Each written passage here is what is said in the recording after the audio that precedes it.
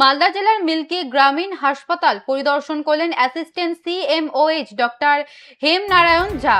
হাসপাতালের পরিকাঠামো থেকে শুরু করে চিকিৎসা পরিষেবা প্রদানের দিকটি খতিয়ে দেখেন। পাশাপাশি কথা বলেন রোগী ও রোগীর পরিবার সহ হাসপাতালের চিকিৎসক ও স্বাস্থ্য কর্মীদের সঙ্গে।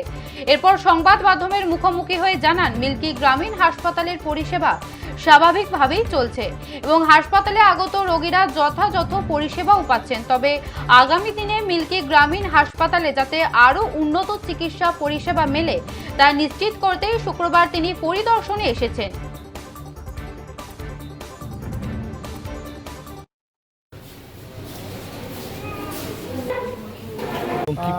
মিল্কি হাবের পরিষেবা দিয়ে ডাক্তারবাবু দেখেছে কিনা, প্রেশার মেপেছে কিনা, তার সঙ্গে ওষুধ ইঞ্জেকশন ঠিকঠাক পাচ্ছে কিনা, রুগীরা নিজেই আপনারা নিজেই দেখলেন পরিষেবা। রুগী বলছে, আমি বলার কেউ নেই, রুগী বলছে খুব ভালো। তার সঙ্গে দেখছি সব রকম রক্ত পরীক্ষা হচ্ছে, হাসপাতালকে পরিষ্কার পরিচ্ছন্ন পেলাম। এবং সবচেয়ে বড় জিনিস, বিএমও সাহেব যিনি আছেন উনাকেই দেখছি হসপিটালে রাউন্ড দিচ্ছে। উনি সবসময় হসপিটালে প্রেজেন্ট আছেন, অফিসে প্রেজেন্ট আছেন। তার সঙ্গে ওনার প্রত্যেকজন টিম এবং ডাক্তারবাবুকে দেখছি খুব ধৈর্য নিয়ে এবং খুব শান্ত মাথায় রোগীদের পরিষেবা দিয়ে যাচ্ছেন। তো আমি তো সব কিছু ভালো দেখি।